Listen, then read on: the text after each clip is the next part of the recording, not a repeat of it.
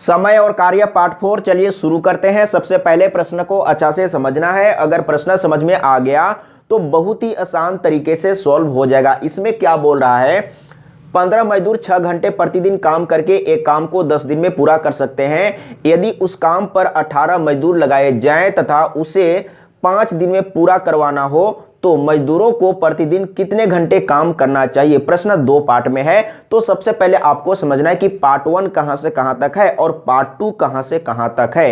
एक बार फिर से समझना होगा।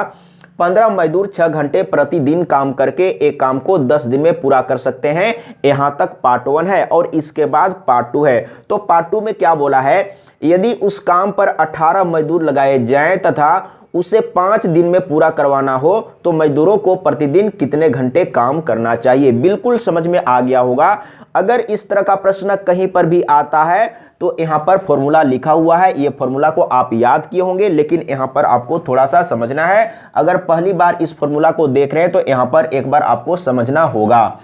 एम का मतलब मैन यानी कि आदमी, डी का मतलब डे, इसका मतलब दिन, एच का मतलब आवर, इसका मतलब घंटा यानी कि समय, डब्ल्यू का मतलब वर्क, इधर में भी वही चीज है। अब यहां पर आपको समझना है, इधर में M1 D1 H1 है क्योंकि यहां पर प्रश्न 2 पार्ट में है, इसीलिए इधर में M1 D1 H1 है और इधर में M2 D2 H2 है। लेकिन आपको एक चीज हमेशा के लिए अपने मन में बैठा लेना है, W1 और W2 के बारे में, यानी कि वर्क। यहां पर क्या है, W1 वर्क है और W2 वर्क है। तो पार्ट 1 में W2 रहेगा और पार्ट 2 में W1 रहेगा। ये हमेशा के लिए आपको याद कर लेना है, नहीं तो मिस्टेक हो जाएगा। अगर काम एक ही रहेगा, सेम काम रहेगा, तो आपको W1 और W2 लेने का जरूरत नहीं है।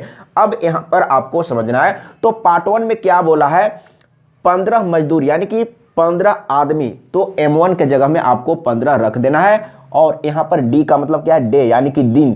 तो यहां पर दिन कितना है, 10 है, तो 10 आपको लेना है। तो मैं यहां पर 10 ले लिया। इसके बाद 6 घंटे यानी कि H1 कितना है, 6 घंटा है, तो यहां पर आपको 6 रखना है। अब आपको समझना है कि काम इसमें सेम है या अलग अलग है। अब यहां पर आपको समझना होगा, 15 मजदूर 6 घंटे प्रतिदिन काम करके एक काम को 10 दिन में पूरा कर सकते हैं। यदि उस काम पर 18 मजदूर लगाए जाएं तथा उसे 5 दिन में पूरा करवाना हो तो मजदूरों को प्रतिदिन कितने घंटे काम करना चाहिए। यानी कि काम वही है, तो W1 और W2 को लेके नहीं चलना है। बिल्कुल समझ में आ गया होगा। अब आपको समझना है पार्ट 2 में। तो पार्ट 2 में कितने आदमी हैं, 18 मजदूर, तो यहां पर M2 की जगह में आपको 18 रखना है। इसके बाद D2 यानी कि डे का मतलब दिन, तो कितना दिन है, तो यहां पर दिन दिया हुआ है 5, तो यहां पर आपको 5 रख देना है। और H2 यानी कि बोल रहा है प्रतिदिन कितने घंटे काम करना चाहिए, यानी कि आवर निकालना है, H2 निकालना है, तो यहां से आपको H2 निकाल देना है। अगर आप काटने के लिए जानते हैं तो यहीं पर काट लीजिए, अन्यथा अगर काटने के लिए नहीं जानते हैं तो आपको क्या करना है, H2 बराबर क्या होगा, ये सभी इसके बटे में चला जाएगा। तो यहाँ पर 15 गुने 10 गुने 6 और बटे में क्या हो जाएगा, 18 गुने 5 हो जाएगा। इस तरीके से आपको लिख लेना है। अगर आप काटने जानते हैं तो यहीं पर काट लीजिए। देखिए कैसे कटेगा, तो 6 तिया 18 कट गया है और 5 से काटेंगे, या यहाँ पर देखिए 5 तिया 15 यानी कि ये दोनों मिलके ये 15 कट गया, तो इधर में कितना बच गया, 10 बच गया और इधर में H2 यानी कि H2 बराबर आ गया है। अगर ऐसे भी काटते तो क्या होता, 6 तिया 18 और 5 तिया 15 और ये 15 कट गया, यानी कि यहाँ पर भी कितना आया, 10 आ गया। देख लीजिए, बहुत ही आसान तरीके से सॉल्व हो जाएगा। और इसी तरह का प्रश्न एग्जाम में आता है और आ भी रहा है। एक बार अच्छा से मेहनत करना है, फिर कभी कोई दिक्कत नहीं होगा। अगला प्रश्न दूसरा नंबर। अगर प्रश्न समझ में आ गया तो बहुत ही आसान तरीके से सॉल्व हो जाएगा। और अब मैं इस प्रश्न को सॉल्व करके नहीं बताऊंगा क्योंकि सेम क्वेश्चन है, एक बार मैं समझा देता हूं। 32 आदमी प्रतिदिन 6 घंटे काम करके एक काम को 10 दिनों में पूरा कर सकते हैं। प्रतिदिन 10 घंटे काम करके इस काम को 12 दिनों में समाप्त करने के लिए कितने आदमियों की आवश्यकता है। काम सेम है, वही काम है, लेकिन यहां पर आदमी निकालना है, यानी कि मेन निकालना है। तो यहां पर M2 आपको निकालना है। सॉल्व कर लीजिएगा। अगला प्रश्न तीसरा नंबर। इसमें क्या बोल रहा है, एक कार्य को 10 दिन में पूरा करने के लिए 270 व्यक्तियों की आवश्यकता है। यदि 180 व्यक्ति काम करेंगे तो वे उसे कितने दिन में पूरा करेंगे, यानी कि D2 निकालना है और काम वही है, तो W1 और W2 के लेके चलना नहीं है। अगला प्रश्न 4 नंबर, इसमें क्या बोल रहा है, 9 औरतें एक कार्य को 50 दिनों में पूरा कर सकती हैं, यदि 6 औरतें और बढ़ा दी जाएं तो यह कार्य कितने दिन में पूरा हो जाएगा, यानी कि यह कार्य वही काम है लेकिन यहां पर क्या है, क्या निकालने के लिए कहा गया है, यह कार्य कितने दिन में, यानी कि D2 निकालना है, तो निकाल लीजिएगा। अगर कहीं पर समझने में प्रॉब्लम होगा तो कमेंट में लिख के बताइएगा, मैं फिर से समझाने का प्रयास करूंगा।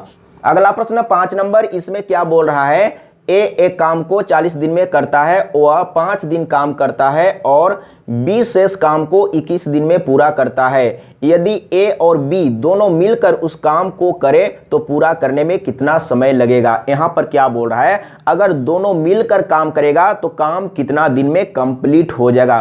तो यहां पर ए का दिया हुआ है, कहने का मतलब है ए एक काम को 40 दिन में कर सकता है लेकिन बी कितने दिन में कर सकता है वो नहीं दिया हुआ है, तो दोनों का मालूम होना चाहिए। तो सबसे पहले बी का मालूम करना होगा, लेकिन यहां पर दिया हुआ है ए एक काम को 40 दिन में करता है, वह 5 दिन काम करता है, तो 5 दिन में कितना काम किया है, तो ए एक काम को 40 दिन में कर सकता है तो एक दिन में कितना करेगा, 1/40 भाग काम करेगा।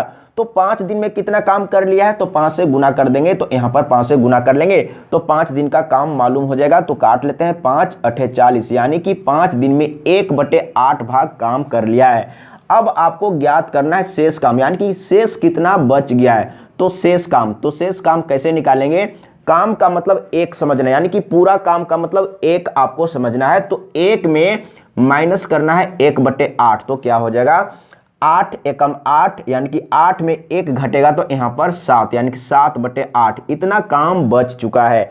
अब इसको कौन करता है, बी करता है और 21 दिन में पूरा कर लेता है। तो आपको क्या करना है, 7/8 भाग काम 21 दिन में करता है, तो एक काम यानी कि पूरा काम कितने दिन में करेगा।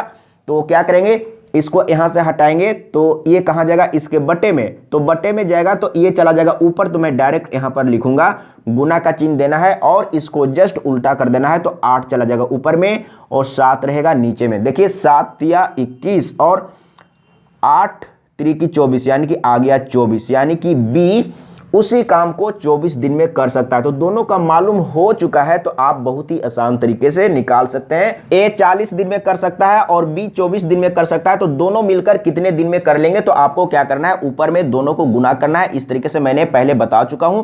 तो दोनों को ऊपर में गुना करेंगे और नीचे में जोड़ेंगे तो कितना हो जाएगा, यहां पर 4 हो जाएगा और यहां पर 4 × 2 = 6, यानी कि इतना हो गया। अब आपको क्या करना है, काट देना है।